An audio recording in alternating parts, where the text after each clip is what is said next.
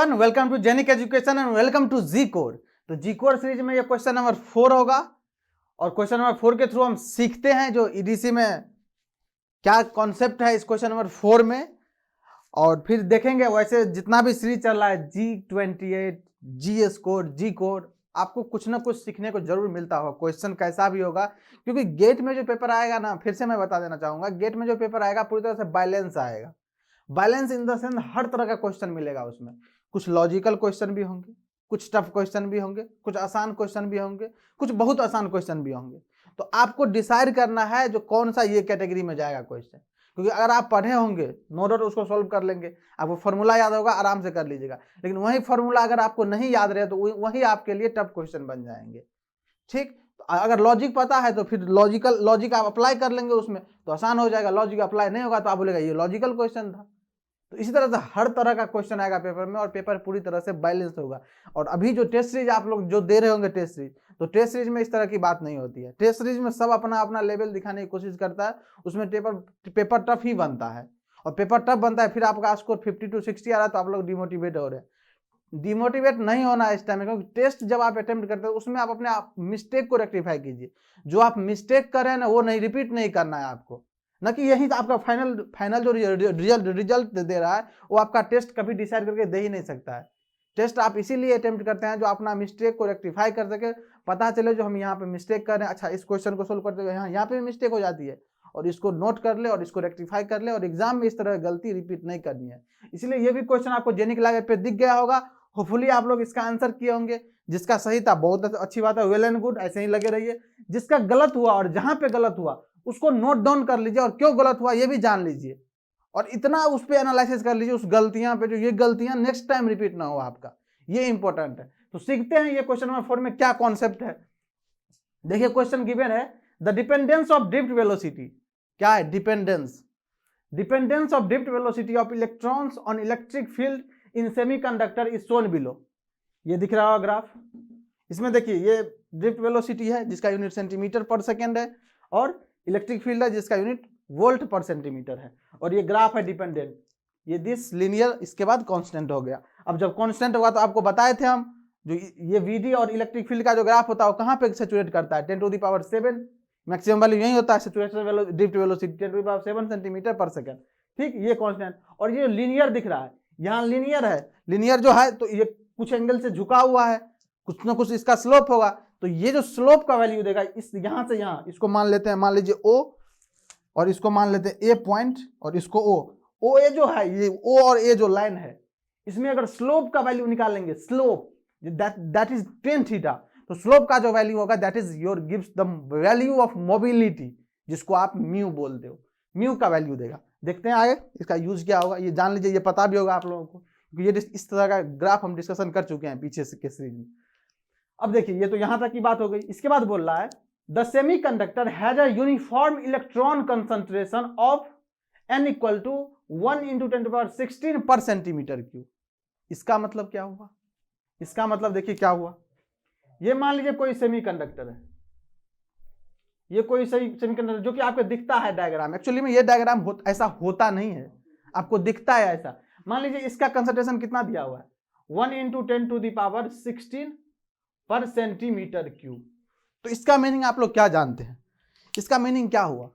ये मान लीजिए कोई सेमीकंडक्टर है, कोई सेमीकंडक्टर है जिसका कंसंट्रेशन n का वैल्यू दिया हुआ है जो 1 × 10⁻16 पर सेंटीमीटर। इसका सिग्निफिकेंस और इसका मीनिंग ये हुआ, तो ये जो सेमीकंडक्टर है उसमें किसी भी वॉल्यूम पे, मान लीजिए किसी भी पार्टिकुलर वॉल्यूम यहां पे ले लेते हैं, यहां पे, वहां पे डोपिंग का वैल्यू कितना है? वहां पे डोपिंग क्या हो गया, 1 × 10⁻16 पर सेंटीमीटर क्यूब में। मतलब 1 सेंटीमीटर यहाँ पे अगर वॉल्यूम लेंगे उसमें कितना डोपिंग का वैल्यू होगा, 10⁻16 से डोपिंग किया होगा। ये यहाँ पे भी होगा, ये यहाँ पे भी होगा, ये यहाँ पे भी होगा, ये यहाँ पे भी होगा, हर पॉइंट पे होगा। मतलब ये जो होगा ये इस तरह का जो दिखने में लग रहा है आपको एक एरिया वाइज, इस तरह का नहीं होगा, ये वॉल्यूम के फॉर्म में होगा। इस तरह से जैसे आप डायग्राम बनाए होंगे, भाई बचपन में पढ़े होंगे, इस तरह का जो होगा।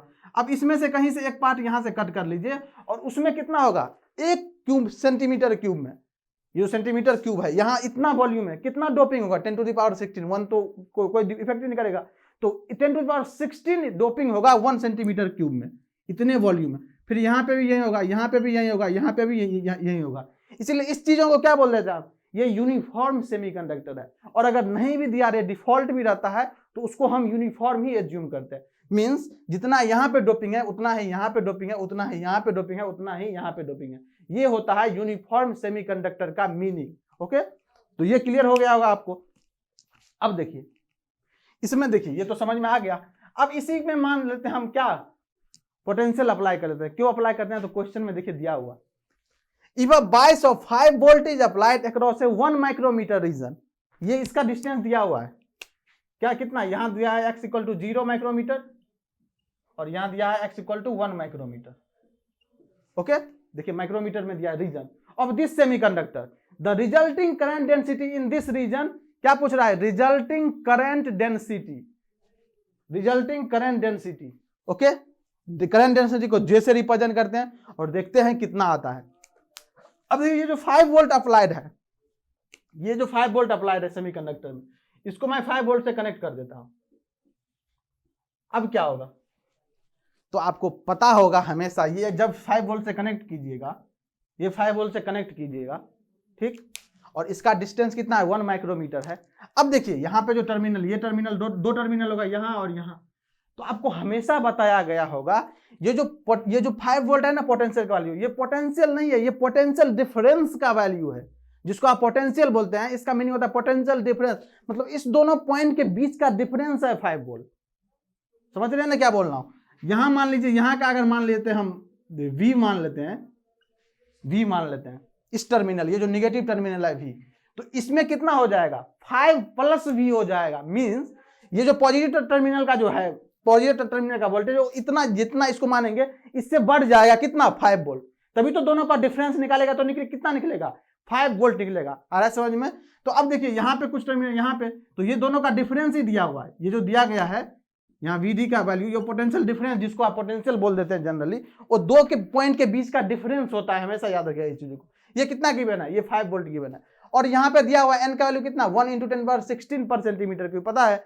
और ये क्या, किस टाइप का सेमीकंडक्टर है, ये देख लेते हैं, uniform electron concentration, electron concentration n का वैल्यू दिया है, मींस ये n टाइप सेमीकंडक्टर है। तो क्या होता है, n इक्वल टू क्या होता है, ND, और ND का वैल्यू है 1 × 10⁻16 पर सेंटीमीटर क्यूब। और जब यहाँ पे इलेक्ट्रिक फील्ड निकालिएगा, सिंपल सी बात है, यहाँ पे क्या है, पोटेंशियल डिफरेंस अप्लाइड है, ठीक, ये डिस्टेंस पे कुछ है, तो इलेक्ट्रिक फील्ड का जो वैल्यू निकालिएगा, E इक्वल टू, आप लोग पढ़े होंगे, पोटेंशियल अपॉन डिस्टेंस। ओके, और यहाँ पे पढ़े होंगे सर E बराबर -dV/dx होता है। इसका माइनस का क्या मीनिंग होता है, ये जो माइनस का मीनिंग होता है, ये नेगेटिव जो होता है हमेशा करंट का, सॉरी, फील्ड का डायरेक्शन को रिप्रेजेंट करता है। फील्ड का डायरेक्शन किधर होगा उसी को रिप्रेजेंट करता है ये नेगेटिव का वैल्यू। ओके, इसमें कंफ्यूज नहीं करना है, अगर मैं यहाँ पे नेगेटिव नहीं लगा रहा हूं तो कंफ्यूज नहीं करना है। अगर इलेक्ट्रिक फील्ड का वैल्यू नेगेटिव आए तो फील्ड का डायरेक्शन अपोजिट होगा, अगर पॉजिटिव आए तो उसी डायरेक्शन में होगा। ओके, यही समझना है, मतलब नेगेटिव जो अल्टीमेटली साइन को रिप्रेजेंट करता है।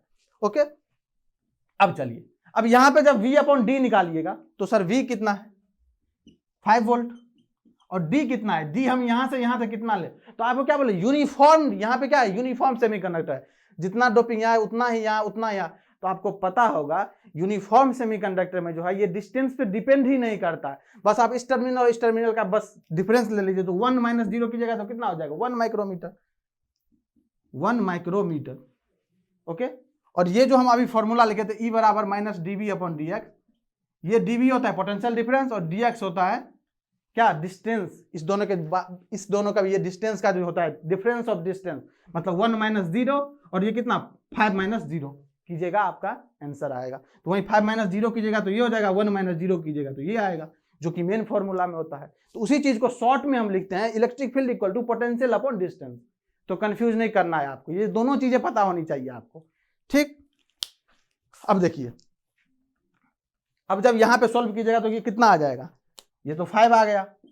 5 किस में है, 5 का वोल्ट में है, कोई नहीं है, और ये है मीटर में। मीटर को किस में लेके जाना है, तो देखिए यहाँ पे देखिए सेंटीमीटर में दिख रहा है, आंसर भी सेंटीमीटर में ही निकालना है आपको, यहाँ भी सेंटीमीटर में है, तो इस मीटर को किस में कन्वर्ट कर लेके चले जाते हैं, सेंटीमीटर में। तो ये 1 माइक्रोमीटर है तो कितना होगा, 1 × 10⁻⁻6 मीटर, और 5 × सेंटीमीटर में कन्वर्ट करेंगे तो कितना हो जाएगा, 100 से मल्टीप्लाई करेंगे तो कितना हो जाएगा, 1 into 10 to the power -4 centimetre, तो कितना हो जाएगा, ये ऊपर जाएगा तो कितना हो जाएगा 5 into 10 to the power 4 volt पर सेंटीमीटर। ये किसका वैल्यू आ गया, ये आ गया इलेक्ट्रिक फील्ड का वैल्यू। क्या इससे कुछ हेल्पफुल होगा, बिल्कुल हेल्पफुल होगा। कैसे सर, तो जब हम जे का फॉर्मूला लगाएंगे, जे जो पूछ रहा है जे एन टाइप सेमीकंडक्टर है, सिंपल सी बात है, जे का फॉर्मूला लगाएंगे तो क्या लिखेंगे, जे एन कितना होता है एन क्यू म्यू एन और ई, यही तो होता है ना, यही होता है। अब देखिए यहाँ जो एन का वैल्यू लिखेंगे तो कितना होता है N type semiconductor, N D के बराबर क्यू म्यू एन ई। मुझे ई का वैल्यू पता चल गया यहाँ से कितना 5 इंटू 10 टू पावर 4 वोल्ट पर सेंटीमीटर। किसका वैल्यू पता चल गया, ई का वैल्यू पता चल गया। क्या म्यू एन का वैल्यू पता है, मुझे नहीं पता है, कैसे निकलेगा, अभी तो बताया हूं मैं। ये जो दिया हुआ है इसमें इसका स्लोप निकाल दीजिए तो किसका वैल्यू देगा, वही तो मोबिलिटी का वैल्यू देता है ना। अब मैं इसको इरेज कर रहा हूं, इसको इरेज कर दे रहा हूं, केवल ई का वैल्यू मुझे याद रखना है, ई का वैल्यू लिख लेता हूं, बाकी मैं इरेज कर दे रहा हूं। 5 इंटू 10 टू पावर 4 वोल्ट पर सेंटीमीटर, कितना है ई का वैल्यू, ई का वैल्यू है 5 इंटू 10 टू पावर 4 वोल्ट पर सेंटीमीटर। अब देखिए जो म्यू का वैल्यू देगा, यहां से स्लोप निकालिएगा, म्यू दैट इज स्लोप। अब स्लोप का वैल्यू कैसे निकालना है सर, तो सिंपल सा फंडा, क्या पढ़े हैं स्लोप निकालने का, y2 minus y1 x2 minus x1। बचपन में नहीं, वो 10th 11th में आप कोऑर्डिनेट ज्योमेट्री पढ़े होंगे, वहां पे पता होगा आपको स्लोप निकालने का यही फॉर्मूला था, y2 minus y1 divided by x2 minus x1। अब y वाला कर्व यही होता है, x वाला कर्व यही होता है, इसमें कोई दिक्कत ही नहीं है। तो y2 कितना हो जाएगा, y2 माइनस y1, तो यही है सर 10 टू पावर कितना 7 लिख दीजिए,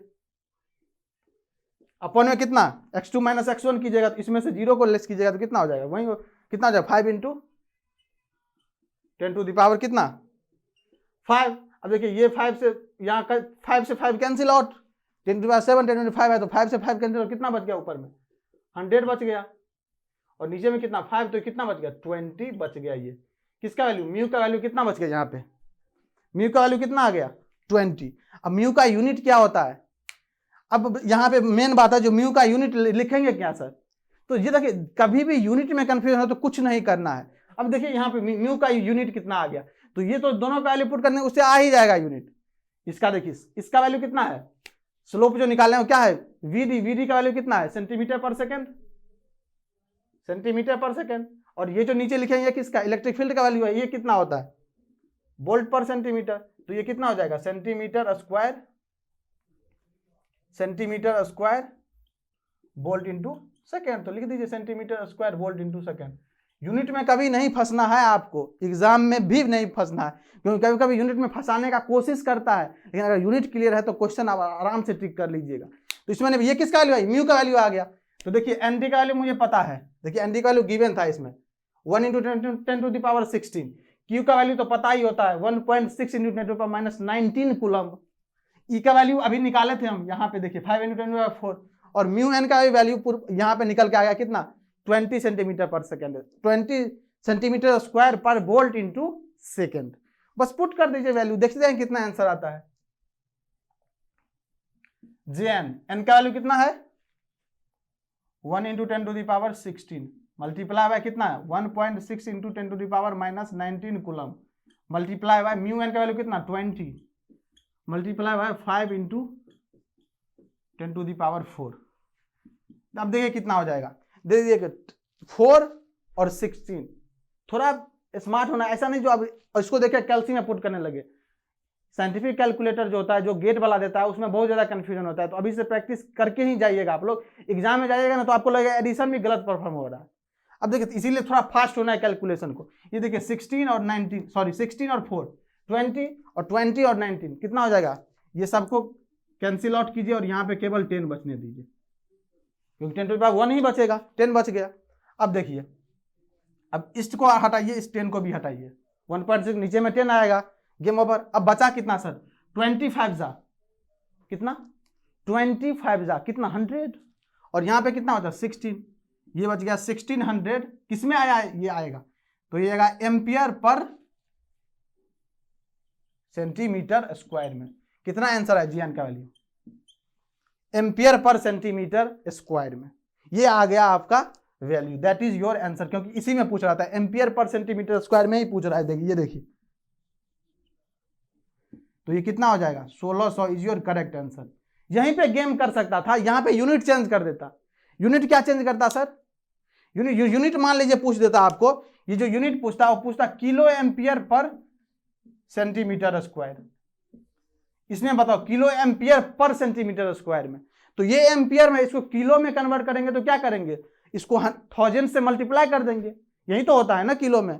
तो कुछ नहीं करना है, इसको GN का वैल्यू कितना हो जाएगा, इसको कितना से किसमें आप मल्टीप्लाई 1000 से, तो कितना हो जाएगा ये किलो एम्पियर में 1.6, सॉरी मल्टीप्लाई नहीं, डिवाइड करेंगे इसको, क्योंकि क्या किलो एम्पियर में करना है, मल्टीप्लाई नहीं करना है, इसको किस में करना है, किलो एम्पियर में करना है। तो कितना से डिवाइड करेंगे, 1000 से डिवाइड कर देंगे, तो 2 जीरो ऑलरेडी कैंसिल हो जाएगा, यहां पे आ जाएगा 1.6 kilo ampere per centimetre square, ये यूनिट में हो जाएगा।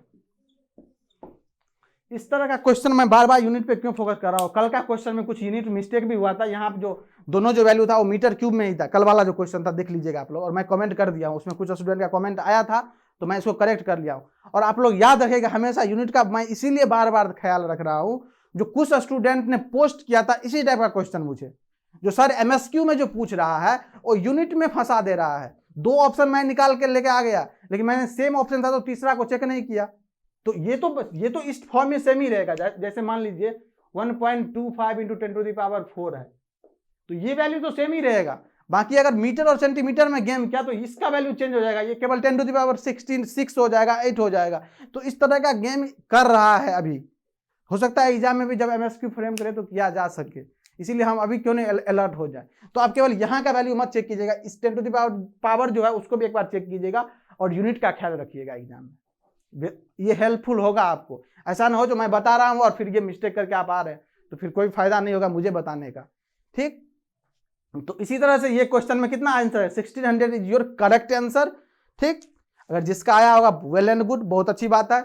जो मिस्टेक किए होंगे कहीं पे भी वो देख लीजिएगा, क्योंकि इससे निकालना था चीजों को, इससे निकालना था। और ये सैचुरेशन वेलोसिटी का जो कॉन्सेप्ट है ना, ये इंपॉर्टेंट है, और ये रिसेंटली गेट का पूछा हुआ क्वेश्चन है, अभी जो लेटेस्ट क्वेश्चन आया है उसी का पैटर्न पे है, और ये PYQ ही क्वेश्चन है, ये क्वेश्चन PYQ ही है, इसलिए मैं लिया हूं इसको, क्योंकि अभी आपको बाहर नहीं जाना है, लेवल नहीं दिखाना है। अभी आप थ्रू आउट जब गेट का प्रिपरेशन किए थे आपको पता चल गया है जो क्या होता है, अभी आपको जो प्रीवियस ईयर है उस पर सीधा फोकस करना है, क्योंकि क्वेश्चन उसी टाइप का आने वाला है एग्जाम में, क्योंकि ये गेट का ही प्रीवियस ईयर है, ऐसा नहीं किसी दूसरे एग्जाम का ले रहा हूं मैं। तो आपको प्रीवियस ईयर पे ही आराम से फोकस करना है और रिवीजन इंगेज करना है, और सुपर फॉर्म में जाएगा सब कुछ। अपने आप पे थोड़ा भरोसा रखिए, एग्जाम में भी सब कुछ सुपर होगा, ठीक। तो मिलते हैं फिर इसी में नेक्स्ट एपिसोड में, नेक्स्ट कॉन्सेप्ट के साथ, नेक्स्ट डिस्कशन के साथ। तब तक आप लोग एंजॉय करते रहिए G core, GS core, G28 series को, और जुड़े रहिए जेनी के साथ। Thank you so much.